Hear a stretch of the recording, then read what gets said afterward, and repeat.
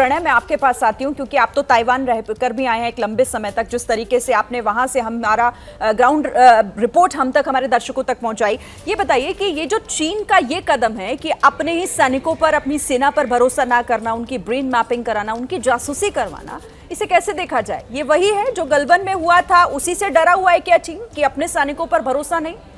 जब आप एक नियंत्रण का और दंभ का बड़ा किला बनाते हैं तो आपको हमेशा इस चीज का डर सताता रहता है शिरीन, कि कहीं उसमें कोई छेद ना हो जाए। और चाइना का सबसे बड़ा डर इस चीज को लेकर है क्योंकि चाइना ने फोर्स अपनी बहुत बड़ी तो बना ली है, लेकिन यह फोर्स कॉम्बैट प्रूवन फोर्स नहीं है। यानी इसने लड़ाइयां लड़ी नहीं है, लड़ाइयां जीती नहीं है। और अगर लड़ाइयों का इतिहास देखा जाए तो उस इतिहास के अंदर जो पिछली लड़ाई उसने वियतनाम या रूस के सोवियत संघ के खिलाफ लड़ी भी थी, उन लड़ाइयों में उसे शिकस्त का सामना करना पड़ा है। तो चाइना ने फोर्स तो बड़ी बना ली है, उसका डर बरकरार है। जहां तक ब्रेन मैपिंग का सवाल है, आर्टिफिशियल इंटेलिजेंस में चूंकि एथिक्स का एरिया, उसमें जिसकी जो मोरालिटी है उसका एरिया काफी ग्रे है। और यही वजह है कि चाइना में Chinese academy of military medical science या Shanghai research institute of brain mapping and brain induced intelligence, ये तमाम वो संगठन है चीन के अंदर जो ब्रेन इंड्यूस्ड या आर्टिफिशियल इंटेलिजेंस के ऊपर लगातार काम कर रहे हैं। और चीन की पूरी कोशिश यही है कि वो अपने सैनिकों को इस तरीके से प्रिपेयर करे, उनकी ब्रेन इंड्यूस इस तरीके से करे कि वो जो कुछ ऑप्शंस दिए जाते हैं अधिकारियों की तरफ से, केवल उन्हीं को फॉलो करें, उन ऑप्शन से बाहर न जाएं।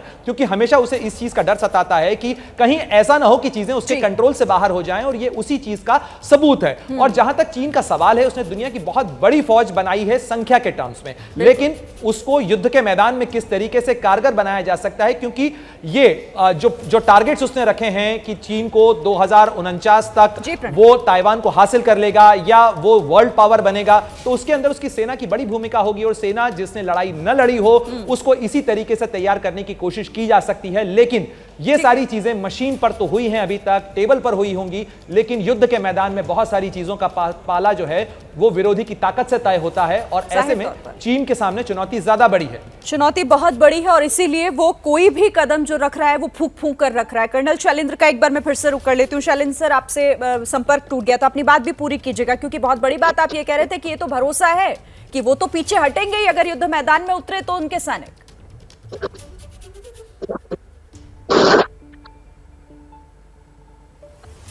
नहीं, देखिए, मैं जब ये बात कहता हूं तो इसका मैं आपको प्रूफ देने के लिए तैयार हूं। आपको एक बड़ा छोटा सा प्रूफ देता हूं। कैलाश रेंज के ऊपर लद्दाख में वो लोग उधर से चढ़े थे, चाइनीज सोल्जर, हम लोग इधर से चढ़े थे। हम उनसे 2.5 घंटा पहले कैसे पहुंच गए? दैट मीन्स दिल में वो जज्बा नहीं था। आपको अपने देश के लिए वो जज्बा होगा मरने मिटने का, तभी आप ये कर पाएंगे। आप क्यों नहीं चढ़ पाए, जबकि आप तो वहां पर एडवांटेजियस पोजीशन में थे एक तरीके से, बट फिर भी आपने देखा कि हम लोग पहले चढ़ गए।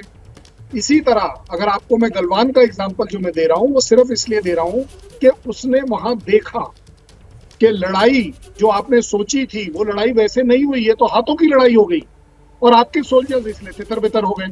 अदरवाइज आप ही बता दीजिए, मैं तो आप कोई साइड नहीं लूंगा, कि 20 सोल्जर हमारे उनके 200 सोल्जर्स के ऊपर हावी क्यों पड़ गए? अरे भाई, अगर हमारे 20 सोल्जर्स वीर गति को प्राप्त हुए तो उनके 200 सोल्जर्स को तो हमारे अंदर आ जाना चाहिए था। भागे क्यों आप? सबसे बड़ी बात है। इसी तरह मैं आपको एक और एग्जांपल देता हूं जो है ताइवान से रिलेटेड। ताइवान में सबसे बड़ा चैलेंज चीन को यही रहेगा, क्योंकि देखिए, थल सेना उनकी पैदल चल के तो अंदर जा नहीं सकती जी।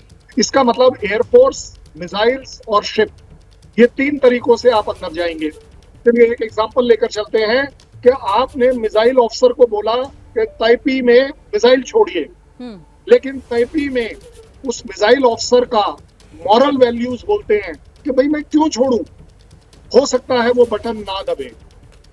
ये चीन की सबसे बड़ी दिक्कत आएगी। हो सकता है वो शिप से अटैक जो होना था वो लॉन्च ना हो पाए। मैं आपको एक बिल्कुल इंटरनेशनल एग्जांपल देता हूं।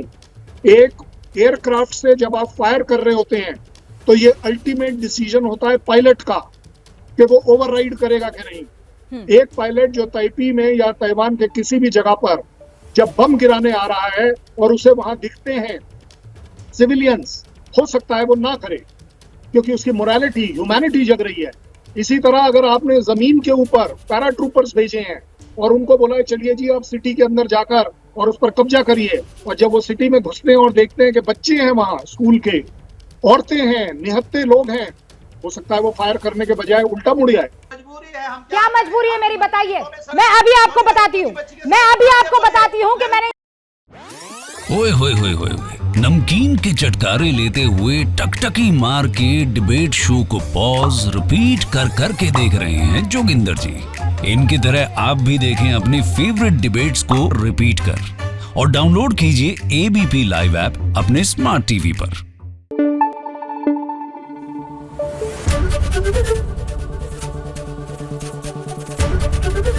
एबीपी न्यूज आपको रखे आगे।